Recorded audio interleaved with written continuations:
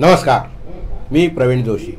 मंडळी, आज मार्गशीर्ष कृष्ण त्रयोदशी शक 1945 सादर करीत आहोत ठाणे वार्ता. ठळक घडामोडी. ठाणे शहरात चोरी झालेला 9,35,00,000चा मुद्देमाल संबंधितांना सुपूर्द. हत्या प्रकरणी अटकेत असणाऱ्या आरोपीनं जास्त व्याजाचं आमिष दाखवून 700 जणांची 39 कोटींची फसवणूक केल्याचं उघडकीस. आणि कुठेही गुंडगिरी खपवून घेतली जाणार नाही, शंभूराज देसाई यांच्या सगळ्याच आयुक्तांना सूचना.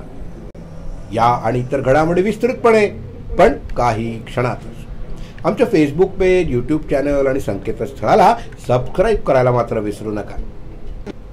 आपण पाहत आहात श्रीस्थानक वाहिनी, ठाणे जिल्ह्याचं मुख्य व्यासपीठ. ठाणे वार्ता पहा श्रीस्थानक वाहिनीवर. आता सकाळी 9:15 पासून रात्री 9:15 पर्यंत ठाणे वार्ता, ठाण्यातील पहिलं दृकश्राव्य माध्यम. ठाणे वार्ता आणि श्रीस्थानक वाहिनीचं लाईव्ह स्ट्रीमिंग.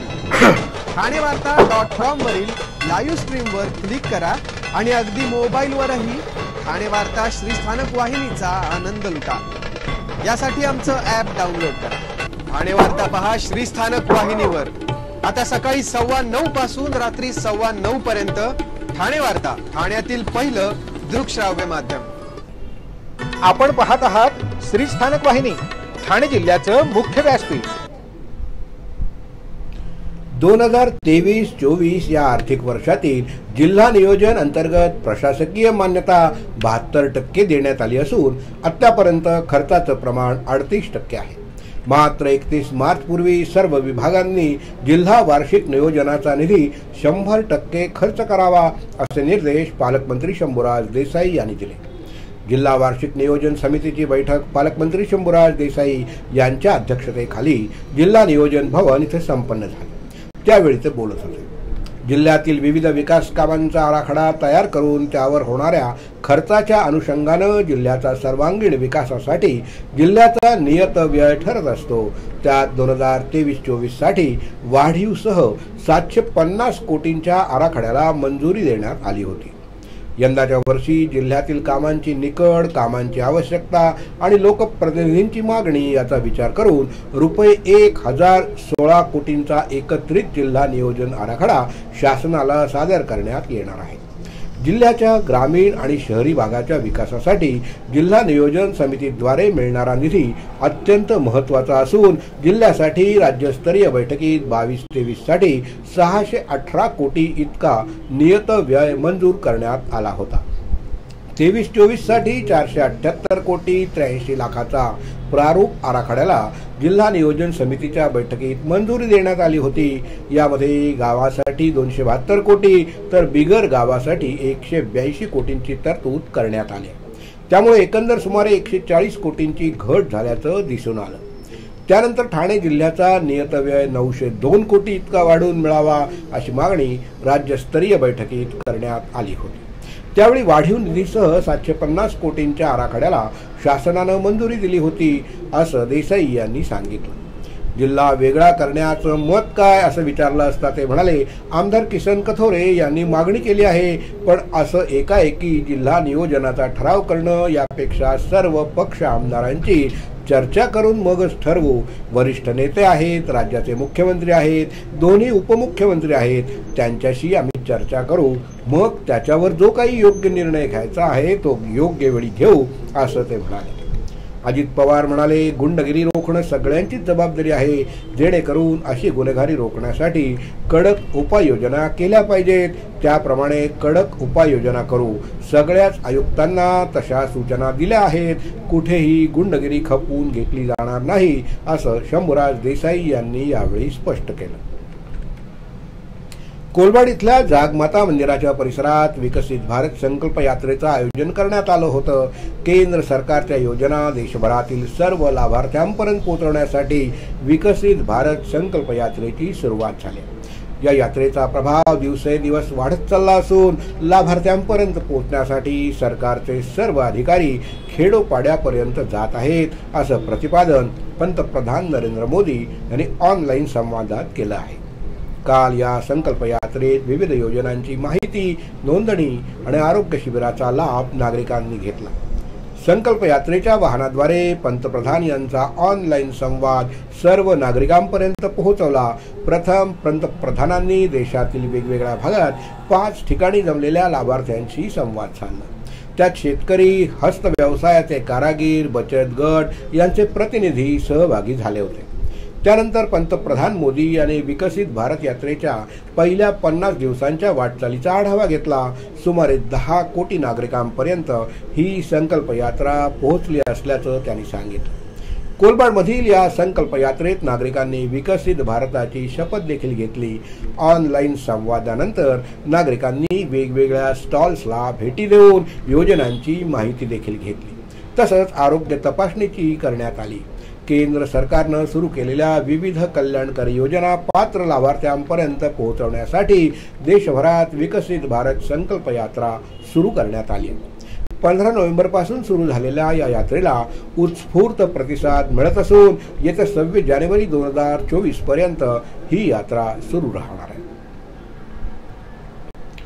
हत्या प्रकरणी अटकेत असणाऱ्या आरोपीनं जास्त व्याजाचं आमिष दाखवून अनेक लोकांची फसवणूक केल्याची माहिती उघडकीस आली आहे। पत्नी आणि मुलाची हत्या करणारा आरोपी दीपक गायकवाड हा न्यायालयीन कोठडीत असून आता त्याचे अनेक गुन्हे बाहेर येत आहेत। व्याजाचे जास्त पैसे देण्याचं आमिष दाखवून त्याने आतापर्यंत 700 जणांचे 39 कोटी रुपयांचा अपहार केल्याची माहिती समोर आली आहे। कल्याण पश्चिमेतील रामबाग परिसरात राहणारा दीपक याने त्याची पत्नी आणि 7 वर्षाच्या मुलाची हत्या केली होती। पती पत्नीत वाद होत असल्यानं त्यानं ही हत्या केल्याचं सांगितलं जातं। मात्र या प्रकरणात काही दुसरेच खुलासे झाले आहेत। दीपक याची निधी रिसर्च फर्म या नावाची कंपनी होती। या कंपनीत गुंतवणूक करणाऱ्या नागरिकांना दीपक हा जास्त परतावा देण्याचा आमिष दाखवत होता। 2 दिवसापूर्वीच कल्याणचे सहाय्यक पोलीस आयुक्त कल्याण घेटे यांची शिंदे गटाचे शिवसेना जिल्हा प्रमुख अरविंद मोरे आणि मृत महिलेचे नातेवाईक आणि फसवणूक झालेल्या नागरिकांनी भेट घेतली। या भेटीदरम्यान 3,500 लोकांचे जवळपास 400 कोटी रुपये बुडवले गेले असल्याची माहिती नागरिकांनी दिली। या प्रकरणात कल्याणच्या महात्मा फुले पोलीस ठाण्याचे वरिष्ठ पोलीस निरीक्षक शैलेश साळवी यांनी सांगितलं की आतापर्यंत 700 लोकांच्या तक्रारी प्राप्त झाल्या आहेत। दीपकनं या नागरिकांकडून 39 कोटी रुपये उकळून त्यांचा अपहार केला आहे। या प्रकरणाचा पुढील तपास आर्थिक गुन्हे शाखा करीत आहे। स्वभाषा, स्वभूषा आणि स्वदेश ही त्रिसूत्री भारतीयांनी जपणं अतिशय महत्त्वाचे असल्याचं मत डॉक्टर विनय सहस्रबुद्धे यांनी व्यक्त केले। विद्याप्रसारक मंडळाच्या जोशी बेडेकर स्वायत्त महाविद्यालयातील इतिहास आणि संस्कृत विभागातर्फे आयोजित केल्या गेलेल्या भारतातील प्राचीन आणि समकालीन काळातील ज्ञान आणि शिक्षण या प्रणालीचा विकास या विषयावरील आंतरराष्ट्रीय परिषदेचं उद्घाटन करताना ते बोलत होते। प्रादेशिक भाषा जपणं अत्यंत महत्त्वाचं असल्याचं सांगून सहस्रबुद्धे म्हणाले की भारतीय संस्कृतीत आपला विश्वाकडे बघण्याचा दृष्टिकोन सकारात्मक असल्यानं भारतीय संस्कृती ही शाश्वत आहे। तसंच वसुधैव कुटुंबकम ही विचारधारा केवळ भारतीय संस्कृतीमध्येच आहे। ज्ञान हा भारतीय संस्कृतीचा आधारस्तंभ आणि अविभाज्य घटक असल्याचं महत्त्वपूर्ण विधान त्यांनी केलं। त्यांनी भारतीय संस्कृती ही प्राचीन असून अजूनपर्यंत टिकण्यामागचं रहस्य भारतीय तत्त्वज्ञानाचे 10 सिद्धांत असल्याचं स्पष्ट केलं। यानंतर मुख्य वक्ते डॉक्टर वेणुधर विनारा यांनी भारतीय शिक्षण आणि भविष्यात करायचे बदल याबद्दल भाष्य केलं। त्यांनी बहुशाखीय क्लस्टर संस्था स्थापन करण्यावर भर दिला पाहिजे असं सूचित केलं। कोणतीही क्रांती घडण्यापूर्वी इतिहासात प्रत्येक वेळी आधी शिक्षणात क्रांती घडली। केवळ प्राचीन भारतीय ज्ञान प्रणाली पुनर्जीवित न करता त्याची पुनर्रचना देखील झाली पाहिजे। विद्यार्थ्यांना नैतिक शिक्षण देण्यासाठी कटिबद्ध असल्याचं देखील प्राचार्या सुचित्रा नाईक यांनी यावेळी सांगितलं। आंतरराष्ट्रीय परिषदा शिक्षणाच्या नव्या दिशा दाखवण्याचं महत्त्वाचं कार्य करीत असल्याचं विद्याप्रसारक मंडळाचे डॉक्टर विजय बेडेकर यांनी प्रतिपादित केलं। पुढील वर्षाच्या राष्ट्रीय परिषदेच्या संकल्पनेचं सूतोवाच प्राचार्या सुचित्रा नाईक यांनी केलं। खादी आत्मनिर्भरता से प्रगती तक या विषयावर जानेवारी 2025 मध्ये राष्ट्रीय परिषद होणार असल्याचं नाईक यांनी सांगितलं। या आंतरराष्ट्रीय परिषदेत लुसी गॅस्ट, कोइरंडा एल्स्टा, doctor Prasad Bhide, doctor Shrinand Bapat, doctor Manjiri Bhalerao, doctor Nitin Joshi, doctor Namita Nimbalkar, doctor Mousami Chaudhari, doctor Suchitra Sawant, doctor Sonali Pednekar, प्राध्यापक अंकुर काणे आदी विद्वत मंडळींनी विविध स्वरूपात आपले विचार मांडले। या परिषदेत विविध क्षेत्रातील अभ्यासक संशोधकांनी आपले शोध निबंध सादर केले। या परिषदेला भारतातील तसंच जगभरातील अभ्यासक आणि संशोधक उपस्थित होते। गोंडवाना युनिव्हर्सिटी गडचिरोली द्वारा आव्हान 2023 चान्सलर ब्रिगेड NSS विंग आयोजित आपत्ती व्यवस्थापन राज्यस्तरीय शिबिराचं नुकतंच आयोजन करण्यात आलं होतं।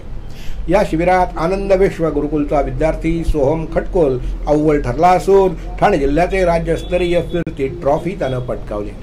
गोंडवाना युनिव्हर्सिटी गडचिरोली यांनी राज्यस्तरीय आपत्ती व्यवस्थापन शिबिराचं आयोजन केलं होतं। या आव्हान 2023 चान्सलर ब्रिगेड NSS विंग आयोजित आपत्ती व्यवस्थापन राज्यस्तरीय शिबिरात राज्यभरातून 36 जिल्ह्यातून 1200 NSCची मुले मुली सहभागी झाली होती। ठाणे जिल्ह्यातून 15 मुले आणि 10 मुलींची सहभाग नोंदवला होता। या शिबिरात आनंद विश्व गुरुकुलचा विद्यार्थी सोहम खटकुळ अव्वल ठरला असून ठाणे जिल्ह्यानं राज्यस्तरीय फिरती ट्रॉफी पटकावली आहे।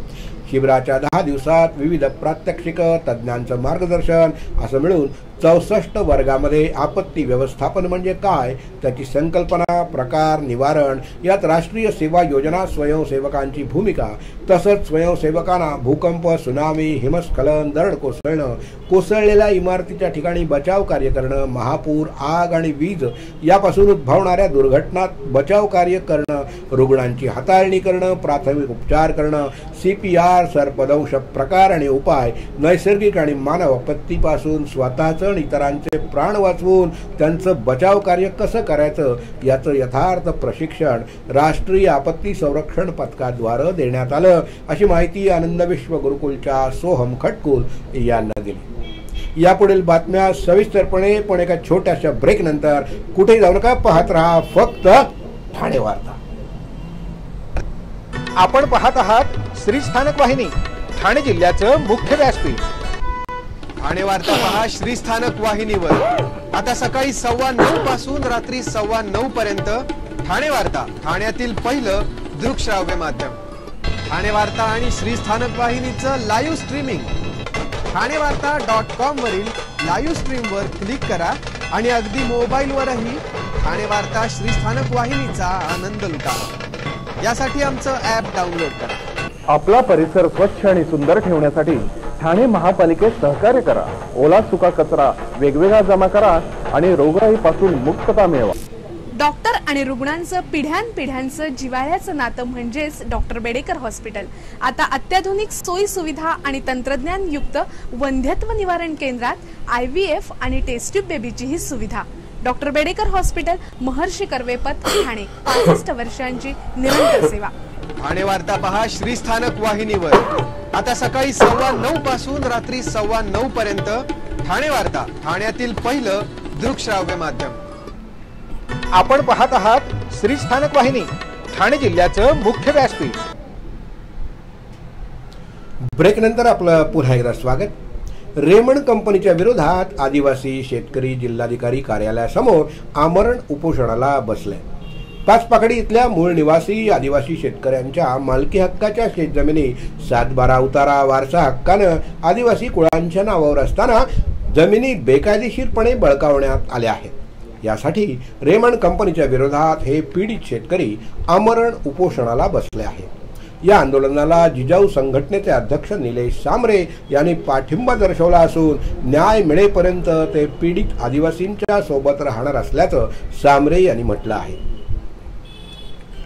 ठाणे महानगरपालिकेचा अर्थसंकल्प तयार करताना शहर विकासाच्या दृष्टिकोनातून ठाणेकरांच्या शहराविषयीच्या सूचनांचा अंतर्भाव व्हावा म्हणून अर्थसंकल्प पूर्व चर्चेसाठी महानगरपालिका आयुक्त अभिजित बांगर यांनी सुरू केलेल्या माझ्या नजरेतून बदलते ठाणे या उपक्रमाचं दुसरं सत्र नुकतंच पार पडलं।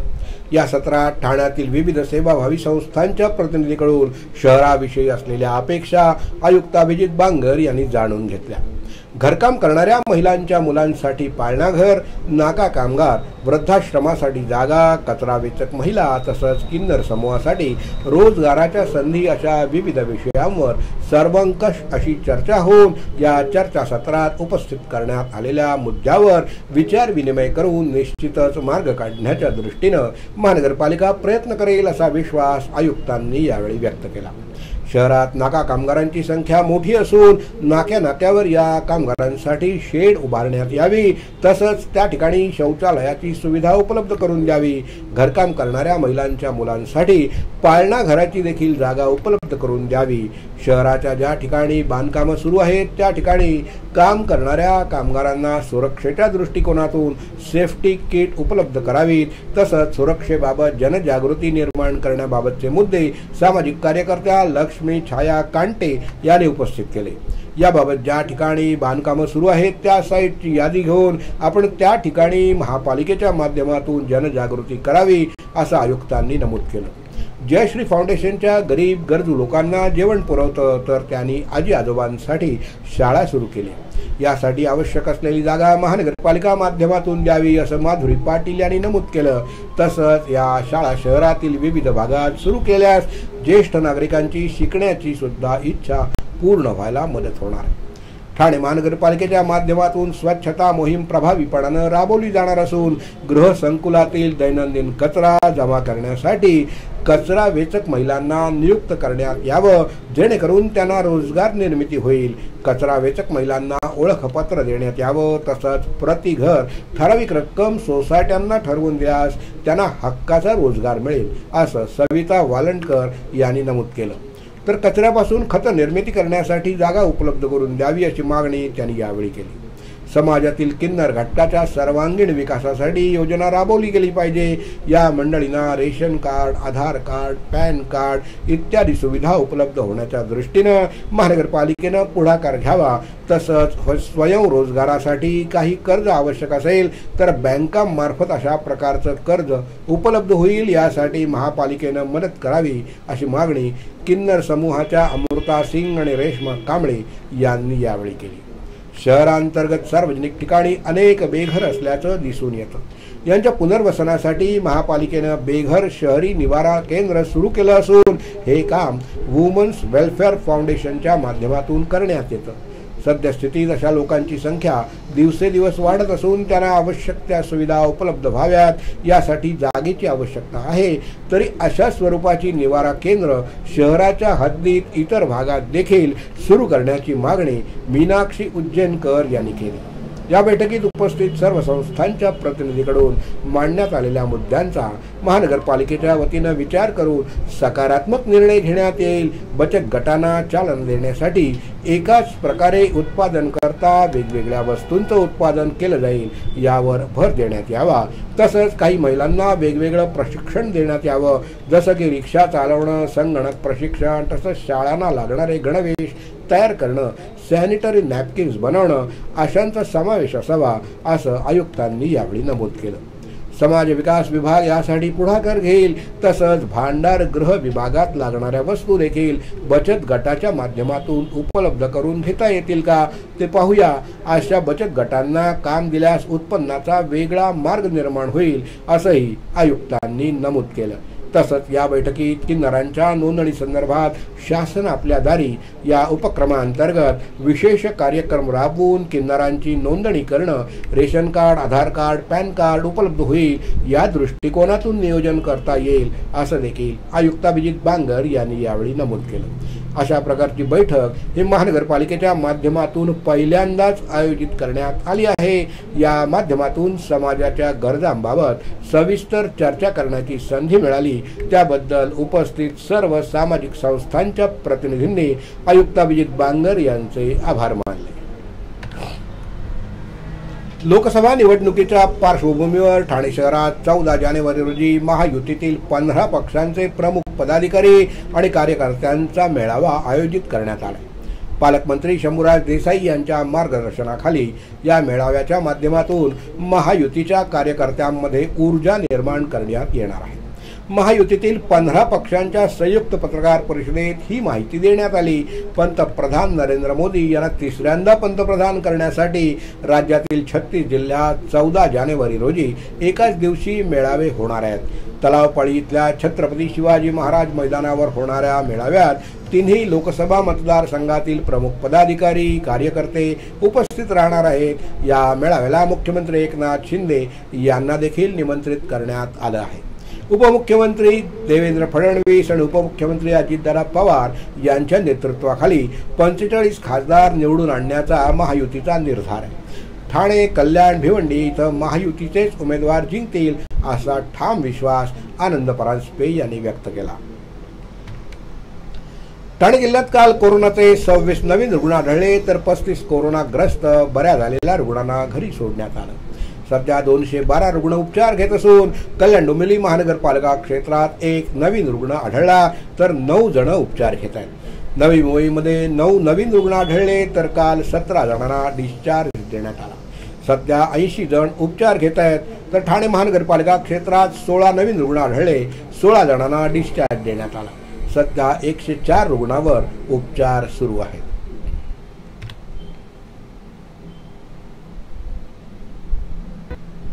ठाणेकर मालमत्ता करदात्यांसाठी करातील व्याज माफी अभय योजना 31 डिसेंबर 2023 पर्यंत मालमत्ता करावरील 100% व्याज माफ, तसेच 1 जानेवारी ते 15 जानेवारी 2024 या कालावधीमध्ये मालमत्ता करावरील 75% व्याज माफ। त्याचप्रमाणे 16 जानेवारी ते 31 जानेवारी 2024 या कालावधीमध्ये मालमत्ता करावरील 50% व्याज माफ। तरी सदर व्याज माफीच्या अभय योजनेचा ठाणेकर करदात्यांनी लाभ घ्यावा। महानगरपालिकेच्या कोणत्याही संकलन केंद्रावर कर भरण्याची सोय आहे। एटीएम, डेबिट, क्रेडिट कार्डद्वारे कर भरण्याची सुविधा उपलब्ध करून देण्यात आली आहे। सोमवार ते शनिवार या दरम्यान सकाळी 10:30 ते सायंकाळी 5 वाजेपर्यंत संकलन केंद्राची वेळ असून करदात्यांच्या सोयीसाठी रविवारी संकलन केंद्र सकाळी 10:30 ते दुपारी 1:30 वाजेपर्यंत सुरू ठेवण्यात येत आहेत। यासोबतच ठाणे महानगरपालिकेच्या propertytax.thanecity.gov.in या संकेतस्थळावर ऑनलाईन पद्धतीने मालमत्ता कर भरण्याची सुविधा उपलब्ध करून देण्यात आली आहे।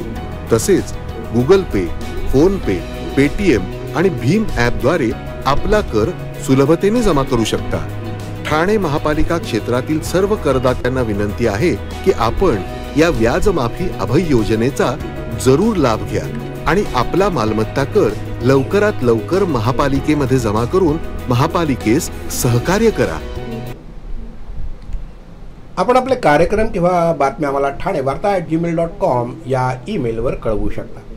ठळक घडामोडी शेवटी पुन्हा एकदा, ठाणे शहरात चोरी झालेला 9,35,00,000चा मुद्देमाल संबंधितांना सुपूर्द। हत्या प्रकरणी अटकेत असणाऱ्या आरोपीनं जास्त व्याजाचा आमिष दाखवून 700 जणांची 39 कोटींची फसवणूक केल्याचं उघडकीस। आणि कुठेही गुंडगिरी खपवून घेतली जाणार नाही, शंभूराज देसाई यांच्या सगळ्याच आयुक्तांना सूचना। तर या होत्या ठाणे वार्ता। आपली एखादी बातमी बघायची राहून गेली असेल तर आपण आमच्या thanevarta.in या संकेतस्थळाला किंवा फेसबुक पेज तसंच यूट्यूब चॅनलला अवश्य भेट द्या।